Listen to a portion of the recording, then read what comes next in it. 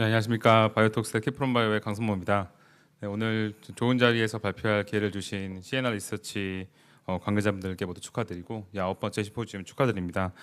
오늘 제가 말씀드릴 내용은 신약 개발에 있어 특히 이제 뉴 모달리티 드럭을 개발하는 데 있어서 비임상 개발에 어떤 부분들 우리가 고려를 하고 사전에 준비해야 될지에 대한 내용들을 말씀을 드리도록 하겠습니다.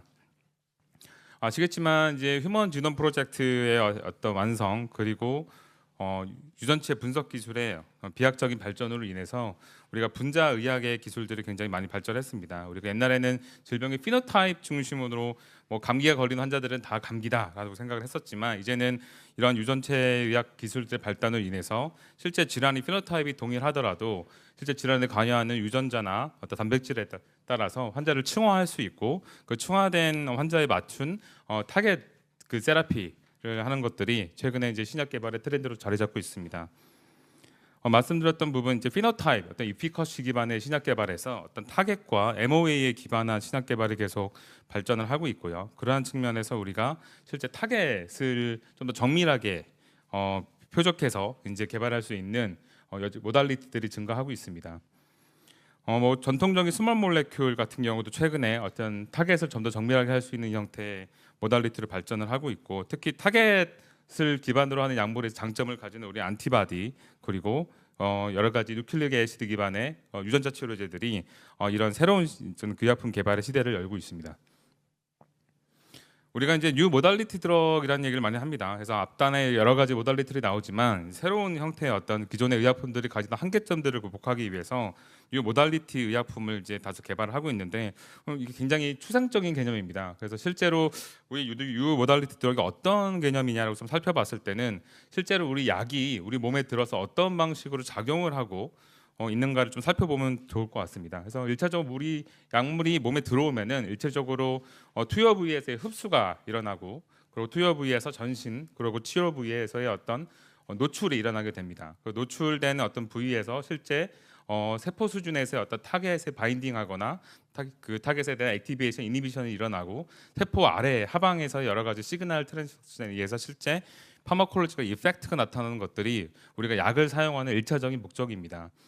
그럼 우리가 유모달리티 드럭이라는 거는 실제 약이 체내에 흡수되고 어떤 노출되는 측면에서 기존의 의약품과 다른 형태의 방식으로 작용하는 것들, 새로운 형태의 딜리버리 메소드를 적용한다든지 아니면은 전통적인 PK/PD의 어떤 그 코릴레이션을 벗어나는 것들, 예를 들어서 리모티드 사이트로 원발 딜리버리된 부위가 아닌 그 원발 부위에서 효능이 나타나는 것들, 뭐 대표적으로 요즘에 마이크로바이옴 제제 같은 경우가 우리가 경구제로 형태 개발하지만 실제로 효능이 나타난 부분은 치매 같이 이제 뇌에 이제 효능이 나타난다는 형태의 부분들이 있고요. 또 하나 이제 노블한 타겟들 기존에 우리가 사람들이 관심을 가지고 있지 않던 형태의 새로운 타겟을 여러 가지 분자 의학적인 연구를 통해서 새로운 타겟을 대상으로 하는 의약품을 개발한다던가 아니면은 기존의 모달리티로는 접근이 어려웠던 형태의 어떤 타겟들을 그 접근한다는 그 치료 그 타겟으로 개발한다는 부분들 또는 세포 수준에서 타겟을 이제 이니비션하는 방식들이 기존처럼 어떤 액티브 사이트에 바인딩을 하거나 알로스테릭 이니비션을 하는 게 아니라 최근 개발된 TPD와 같이 타겟 자체를 세포 내에서 분해시키는 형태의 새로운 모드로 작용하는 또는 새로운 바이올로지로 작용하는 형태의 의약품들이 모두 이 모달리티 의약품에 속한다고 볼 수 있습니다. 다만 이런 이 모달리티 의약품은 기존에 우리가 개발하고 있던 가지고 있던 모달리티 의약품으로서는 사실 접근하기가 굉장히 어렵습니다. 이런 형태의 기능들은 그렇기 때문에 우리가 보통 이런 이 모달리티 의약품들은 대부분 새로운 어떤 빌딩 블락을 통해서 이제 이런 새로운 기능을 부과하거나 아니면 이런 새로운 빌딩 블락들의 조합들 아니면 기존에 존재하던 어떤 빌딩 블락들의 새로운 조합 또는 새로운 어떤 생산 그런 서플라이 체인을 통해서 보통 이런 혁신들을 만들어내고 있습니다. 잘 아시는 이런 그 유전자 치료제 중에서 스몰 올리고 ASO나 그런 것들 최근에는 안티바디로 컨주게이트 그래서 안티바디에다가 이제 스몰 몰레큘을 붙이거나 아니면 안티바디에 어떤 올리고 드럭들을 붙이거나 아니면은 요즘에 TPD를 붙이는 경우들도 있고요. 여러 가지 형태의 이제 새로운 형태의 모달리티들이 개발이 되고 있습니다. 이런 모달리티가 앞단에서 디스커버리에서 되는 과정들을 살펴보면 말씀드렸듯이 기본적으로 타겟 디스커버리 그리고 실제로 질환에 중요한 새로운 타겟들이 발굴이 되고 그거를 이제 밸리데이션하는 과정들이 1차적으로 진행이 되고요.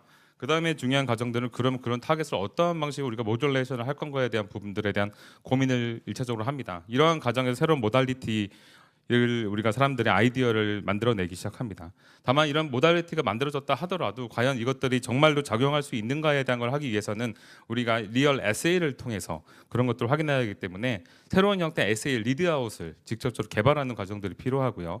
그런 에세이 리드아웃을 바탕으로 그러면 과연 이 에세이 엔드포인트는 무엇으로 삼을 건가, 어떠한 형태의 변화들이 실제 세포에서 일어나고 그걸 기준으로 삼을 건가에 대한 고민들이 필요합니다.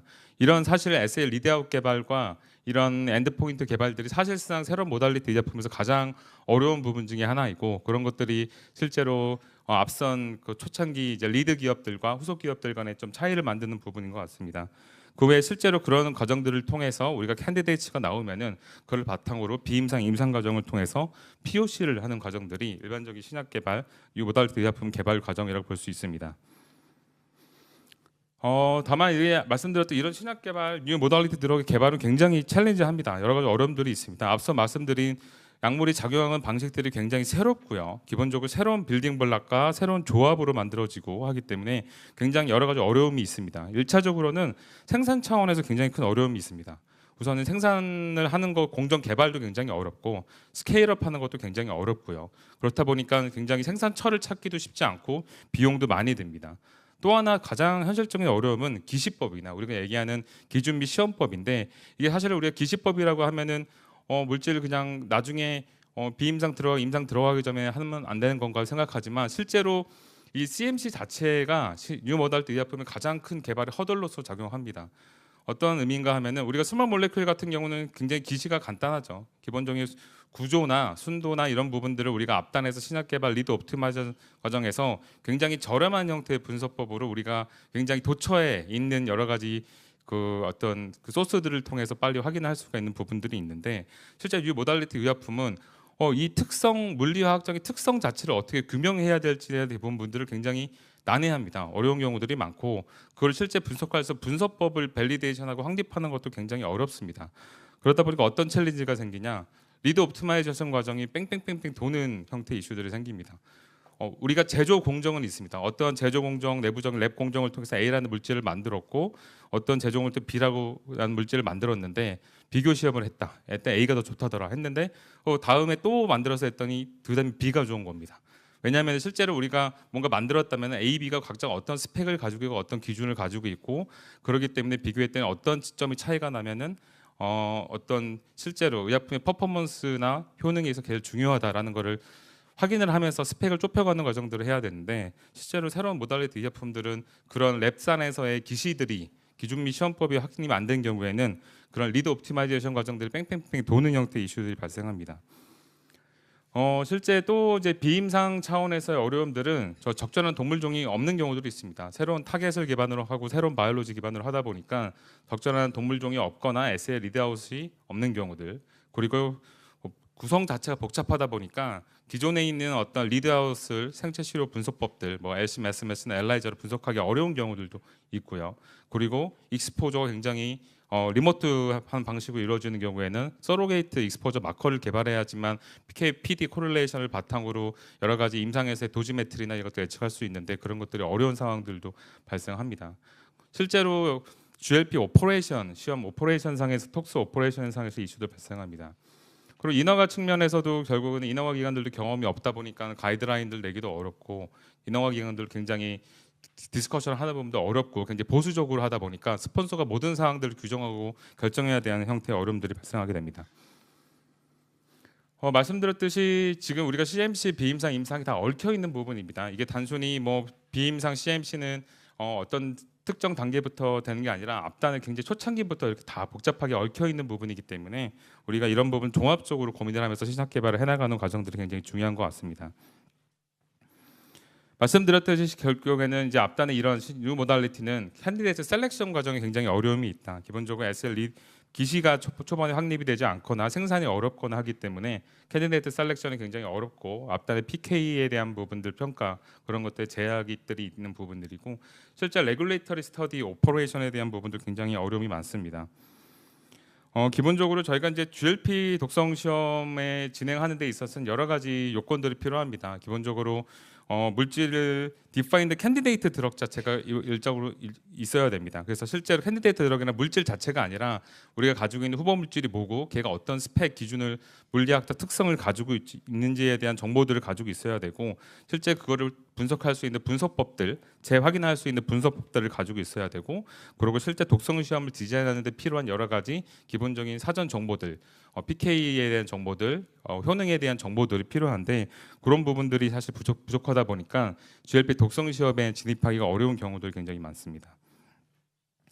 그래서 보통 많이 물어보십니다. 이제 실제 바이오벤처 초창기 투자에서 가장 중요한 사실 투자사 입장에서 마일스톤은 GLP 톡스 진입입니다. 진입. 그래서 항상 저희 미팅하면 GLP 톡스 다음 달에 들어가고 싶은데 저희 물질이 있습니다. 어떻게 하면 될까요? 이렇게 하는데 실제로 매팅 해보면 굉장히 이런 준비들이 안 되시는 부분들이 많고 그러다 보면 굉장히 당황하시고 놀라는 경우들이 많은 것 같습니다. 그래서 기본적으로 말씀드렸던 CMC 어느 정도의 CMC는 확립이 돼야 되는 부분들, 특히 스펙에 대한 부분들이 어느 정도 정리가 되고 그리고 그 스펙을 분석할 수 있는 분석법을 보유해야 되는 부분들이 중요하고요. 또 하나는 실제 파이널 캔디데이트 몰레큘, 파이널 캔디데이트 몰레큘이라는 거는 그 물질 자체에 대한 생산 공정 뭐 그런 의미가 아니라 실제로 임상에서 사람한테 투여해야 될 물질과 퀄리티 어트리뷰트가 이제 동질한 형태의 파이널 캔디데이트 몰레큘을 가지고 있어야 됩니다. 그리고 TPP 앞서 제일 말씀드렸던 TPP를 어느 정도 갖추고 있어야지만 된다는 부분이고요. 이제 비임상 시험의 수행 목적은 실제 퍼스트 휴먼 트라이얼에서 사람한테 투여될 임상 시험용 의약품이 잠재적인 독성을 어떤 걸 가지고 있고 유효한가를 확인하는 게 비임상 시험의 목적이기 때문에 기본적으로 임상 시험용 의약품과 동질한 형태의 물질을 사용하는 게 원칙이고 그거의 용량 용법에 맞춰서 비임상 시험이 디자인이 되어야만 합니다. CMC는 말씀드렸던 이제 부분입니다. 그래서 CMC 기본적으로 의약품 생산하는 데 있어서 의약품이 가지고 있는 고유한 물리화학적 특성들 그리고 그걸 어떻게 생산할 거고 그리고 어떻게 컨트롤할 거냐에 대한 얘기이고요. 그래서 우선은 CMC에 있어서 과연 우리가 어떤 부분들이 과연 비임상에 있어서 사전 정보를 제공하고 고려해야 될 거냐를 하나하나 좀 살펴보도록 하겠습니다. 1차적으로 이제 그 내용을 말씀드리기 앞서서 우리가 GLP 시험, 독성 시험이 과연 뭔가 여러 가지 부분들이 있습니다. 우선 기본적으로 GLP 독성 시험은 하는 데 있어서는 QA 오디시 진행되는 부분이 가장 큰 차별점이고요. 실제 실험실 단에서의 액티비티 측면에서의 그 차이점은 이제 우리가 시험 물질, 대조 물질에 대한 어떤 보증들이 필요하고 조제물 분석이 이루어진다는 측면입니다. 그래서 시험 물질, 대조 물질 관리에 대한 내용은 이제 GLP 독성 시험에 사용되는 모든 물질은 기본 그 COA를 우리가 의뢰자 측에서 제공을 해야 됩니다. 물질에 대한 기본적인 어떤 스펙 정보를 포함한 COA를 제공을 해주셔야 되는데 한 부분들 필요하고 그 이유 자체는 기본적으로 비임상 시험의 수행 목적 자체가 임상에 사용될 의약품과 동질한 의약품을 사용한다는 취지에 있기 때문에 실제 인하워기관에서 비임상 시험에 사용된 형태의 COA 어떤 물질의 스펙과 임상의 스펙들을 비교하는 차원에서 그것들이 필요합니다. 또 하나는 실제 비임상 시험에서 동물 또는 세포에 투여되는 형태, 처리되는 형태의 시험 물질에 대한 스테빌리티, 안정성이 보증이 돼야 되는 측면들이 있고요. 또 하나는 이제 조제물 분석 시험은 실제로 독성 시험 기간 내에서 조제 행위가 수반되는 모든 시험에 대해서는 만들어진 조제물 자체의 농도, 함량, 그리고 안전성, 균질성에 대한 보증들이 필요하다는 측면들입니다. 그래서 우선 하나하나 말씀 다시 드리면은 그 컴포넌트 우리가 드럭 컴포넌트 측면에서는 기본적으로 의약품 파머콜로지컬 에펙트를 고려해서 우리 의약품의 DS가 뭐고 DP가 뭐고 엑스피에트가 뭔지를 명확히 정의를 하실 필요가 있습니다. 구성이 복잡한 의약품일수록 이런 것들이 정의가 안 돼 있는 경우들이 굉장히 많습니다. 그래서 이런 것들이 중요한 이유는 기본적으로 비임상 시험 시에 시험 물질의 정의, 대조군의 설계에 이 부분이 영향을 주기 때문에 내부적으로 이 부분들 명확히 하실 필요가 있습니다. 특히 뭐 복잡한 형태의 DDS 드럭 같은 경우는 이게 DSDP 경계가 애매하고 이게 캐리어로서 단순히 작용하는 건지 아니면은 파마코치컬 에펙트를 가지고 있는지를 명확하지 않은 경우들이 있어서 그런 부분 사전에 명확하실 필요가 있고요. 기본적으로 구성 성분이 복잡하면은 CMC 차원에서의 부담도 굉장히 커지고 비임상도 마찬가지입니다. 그렇기 때문에 개발 초기 단계부터 개별 컴포넌트의 어떤 역할을 도지메트리 차원에서 고민을 할 필요가 있습니다. 예를 들어서 우리 의약품이 A, B, C, D라는 그 구성으로 되어 있다. 대부분은 학교에서 개발된 초기 어떤 컨셉들을 라이센싱 해가지고 개발하기 때문에 굉장히 팬시하고 굉장히 복잡한 구성으로 되어 있는 경우들이 많은데요. 과연 ABCD에 있어서 과연 CD가 꼭 필요한가? 그 CD가 예를 들어서 들어가면서 나는 어떤 이 포지티브 효과, 상승 효과가 한 10% 수준에 불과하다. 그러면 과연 AB의 용량 증가로 이걸 커버할 수 있는 부분이 아닌가에 대한 부분들을 용량 차원에서 고민을 해볼 부분들이 필요합니다.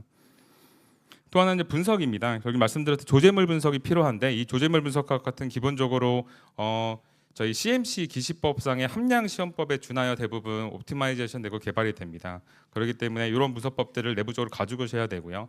실제로 키 파마콜로지컬 컴포넌트에 대해서는 정성 그 어떤 반정량 분석법이 아닌 실제 밸리데이션 가능한 형태의 절대 정량 분석법을 내부적으로 가셔야 됩니다. 생각보다 이런 것들이 없는 경우들이 있습니다. 최근에 뭐 많은 사례로는 mRNA LNP 제제 개발하시는 경우에 실제 mRNA를 LNP를 만들 때 넣어준 양에 대한 정보는 가지고 계신데 최종적으로 만들어진 프로덕트에 mRNA가 정말 얼마큼 들어있냐에 대한 것들을 정확히 분석하는 툴들이 없는 경우들 종종 있으셔서 그런 부분들도 좀 필요합니다.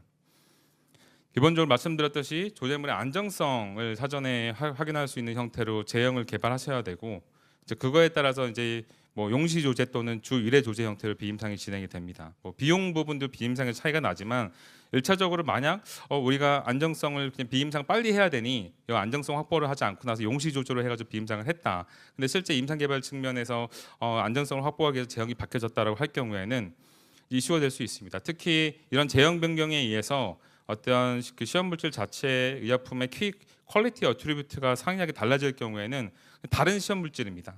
그렇기 때문에 비임상 시험을 다 새로 해야 되는 이슈들이 생기기 때문에 사전에 조제물의 안정성을 고려해서 포뮬레이션이나 그런 것들을 충분히 잘 개발하셔야 되는 부분들이 중요합니다. 또 하나는 말씀드렸듯이 굉장히 그 프리포뮬레이션 같은 얘기인데요. 결국에는 이제 독성 시험의 투여 용량이나 용해도, 제제 안정성, 흡수율을 고려해가지고 포뮬레이션을 개발을 해야 된다. 그래서 특히 앞단의 초기 단계에 사용한 포뮬레이션 같은 경우 독성이 있는 경우도 있기 때문에 그 독성 시험에 사용한 부영제인지에 대해서 CRO에 사전 확인하실 필요들이 있고요. 그래서 우선 앞단의 PK 스터들이 굉장히 좀 간과되는 경우들이 많습니다. PK는 그냥 구색을 갖추기 위한 데이터로 하시는 경우들이 많은데 실전에 리드 옵티마이제이션이나 캔디데이트 셀렉션 단계에서 PK 스터디 진행부터 충분한 포뮬레이션, 프리 포뮬레이션 스터디를 통해서 충분한 노출을 확보할 수 있도록 이제 시험을 진행하는 것들이 중요할 것 같습니다.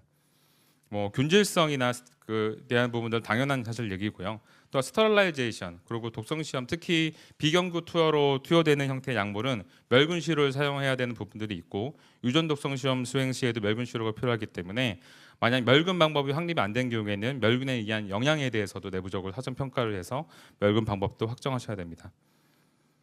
말씀드렸듯이 이제 COA를 제공하셔야 되는 부분들이 중요하고요. 그럼 COA 상에 포함될 스펙 정보는 어느 게 필요하냐 보통 여쭤보시는데 결국에는 그 스폰서가 정하는 부분입니다. 결국 우리 어떤 약물의 특성에 기반해서 약물의 인비보 퍼포먼스에 영향을 미칠 수 있는 물리화학적 기본 특성들을 다 포함할 수 있도록 COA를 작성을 하셔야 되고요. 그것들을 이제 할 수 있는 분석법도 가지고 계셔야 됩니다.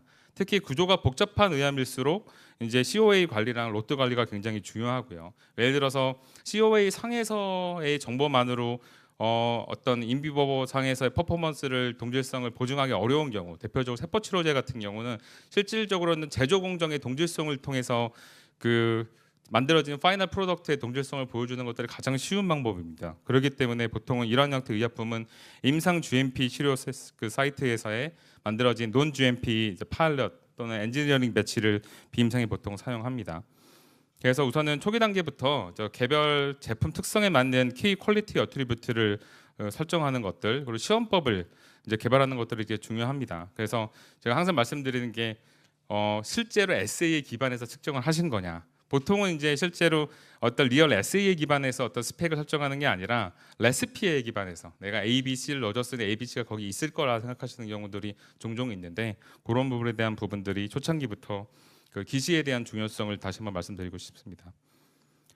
다음으로는 실제 TPP입니다. 결국 이제 비임상 시험에서 여러 가지 투여 용법이나 투여 형태나 투여 기간을 결정하는 거는 임상에서 우리가 파이널 품목 허가 시점 그리고 품목 허가를 위해서 중간에 임상 1, 2, 3상을 진행하는 과정에서 어떠한 형태의 용법으로 사람한테 투여되냐에 대한 걸 바탕으로 지금 결정이 되기 때문에 1차적으로 어떠한 질환을 대상으로 우리가 그 어떤 환자군을 대상으로 어떠한 치료 기관과 투여 경로와 용량 원법으로 하냐가 정해져 있지만 그거에 맞는 비임상 시험을 디자인할 수 있습니다.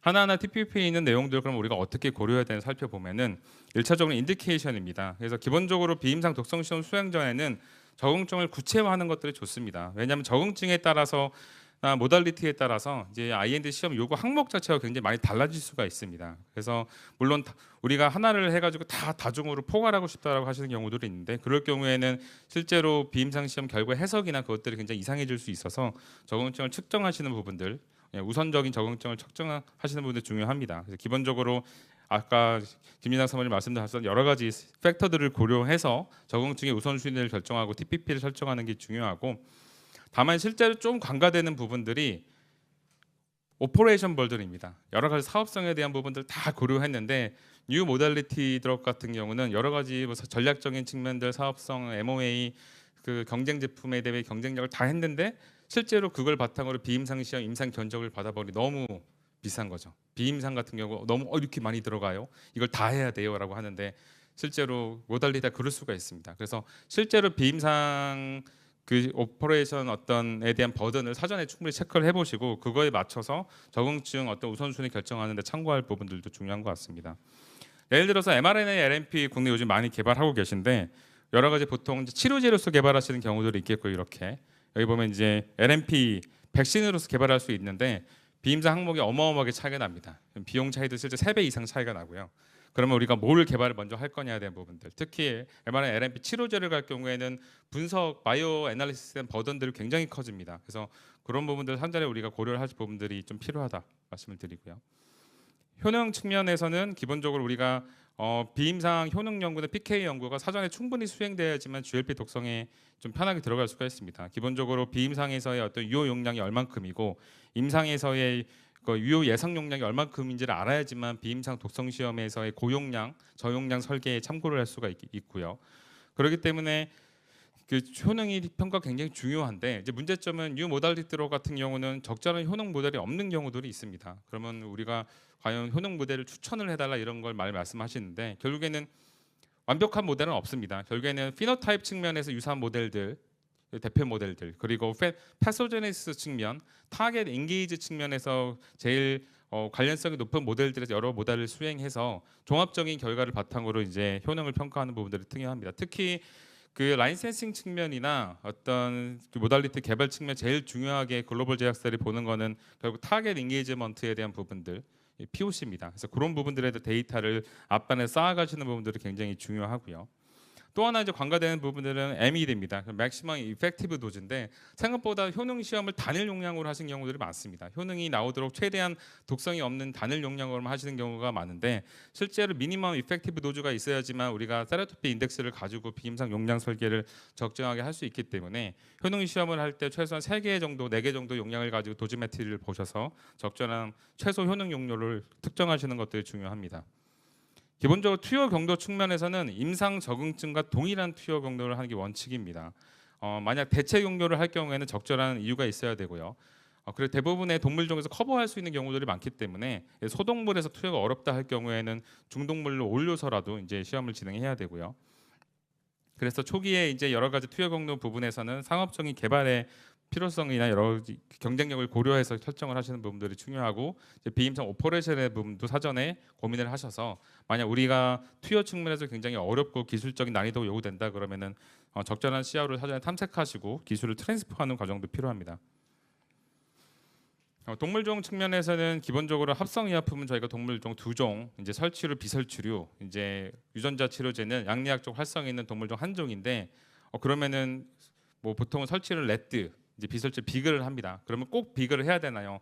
그거는 그렇지는 않습니다. 결국에는 뒤에 말씀드리겠지만 실제 합성의약품 같은 경우는 대사체 형성이나 노출에 대한 부분을 고려해서 적절한 동물종을 선택을 해야 되고, 바이오 의약품 같은 경우는 실제로 충분한 POC 효능 시험을 통해 가지고 적절한 동물종 선택을 하는 부분들이 굉장히 중요합니다.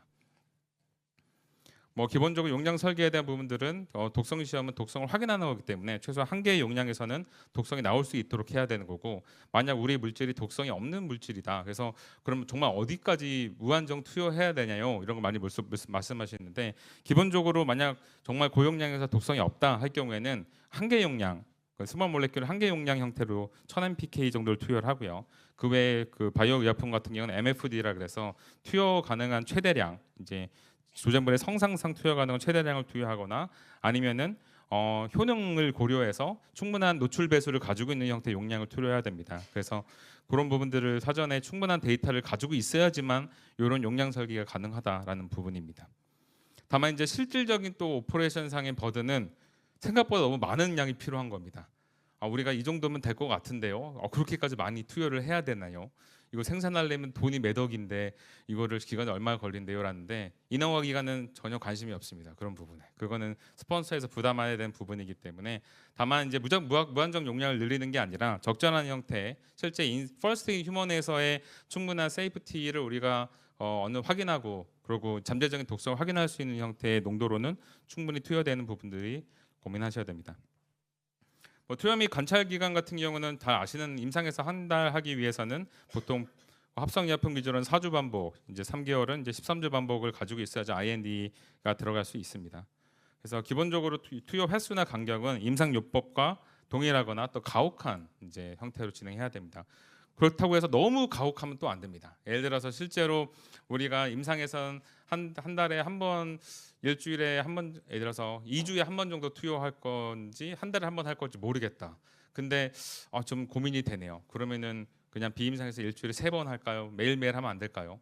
그럴 수 있죠. 그러면 뭐 보수적으로 많이 투여하면 좋겠지만, 문제는 그 무독성 용량이 결국에 낮아집니다. 노아엘. 독성을 나타내는 용량이 기본적으로 낮아지게 되는 거고, 노아엘이 낮아진다는 거는 퍼스트 휴먼 도즈가 기본적으로 낮아지게 되는 거는 새들을 엄청난 코호트를 해야 되는 부분이고, 그러면 엄청난 비용과 돈이 들어가는 부분이거든요.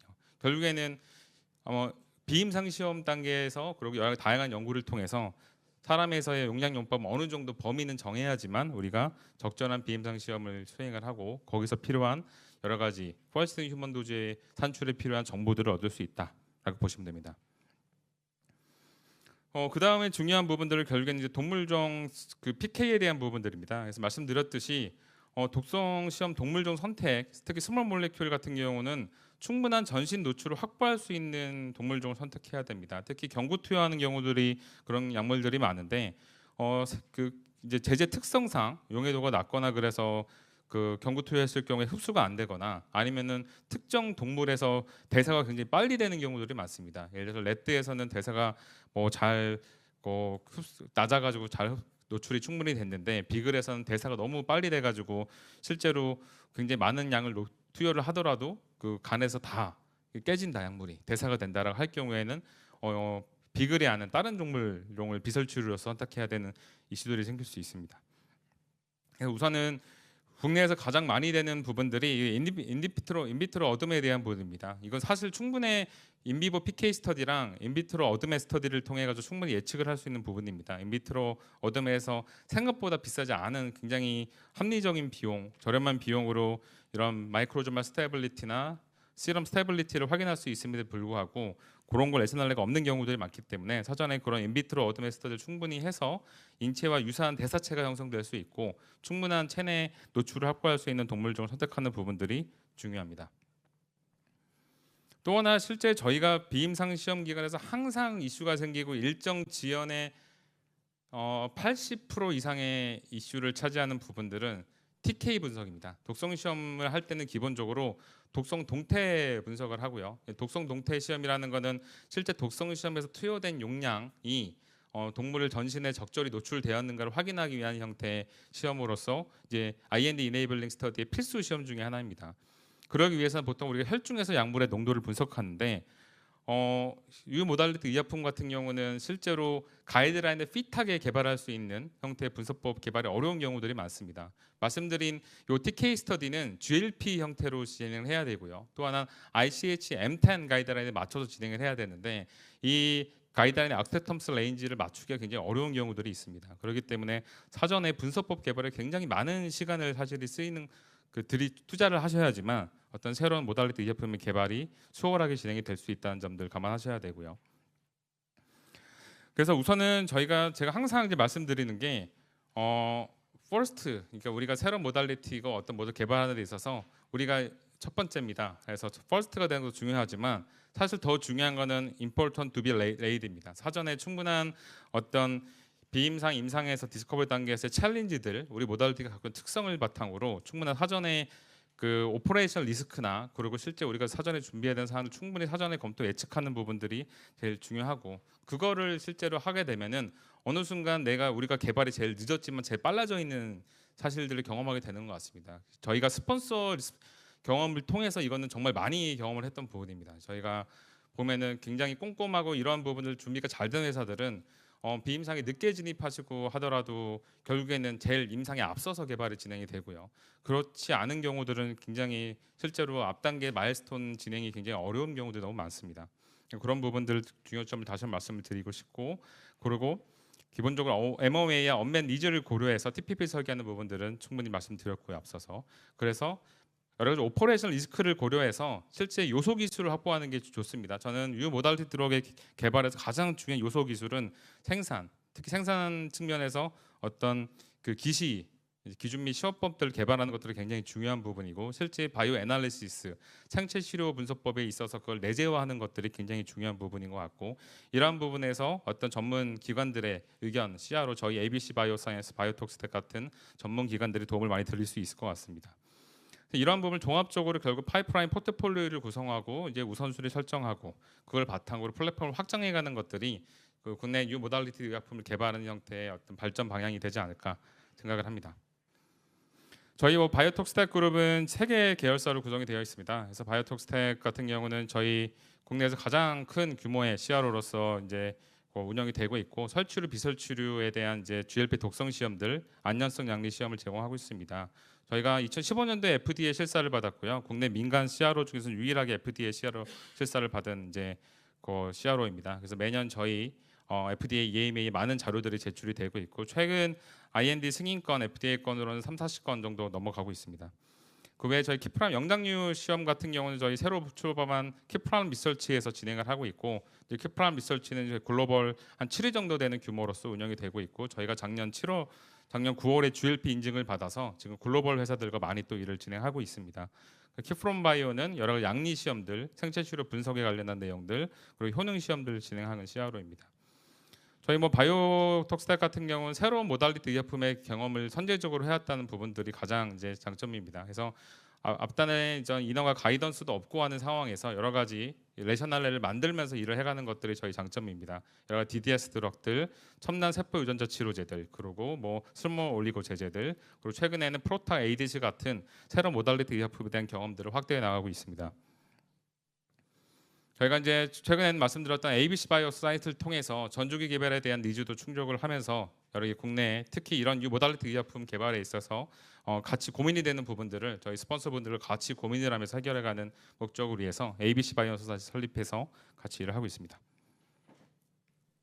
네, 우선 저희 마지막으로 한 가지 코멘트면은 오늘 제목이 제가 known to unknown에서 known입니다. 그래서 기본적으로 뉴 모달리티 개발은 제일 중요한 거는 unknown에서 known unknown으로 가는 것들이 제일 중요하다고 봅니다. 내가 뭘 모르는지를 미리 알아야지만 그에 대비할 수 있기 때문에 그런 것들에 있어서 저희 ABC 바이오사이언스 그리고 저희 바이오톡스텍이 도움을 드릴 수 있을 것 같습니다. 예, 감사합니다.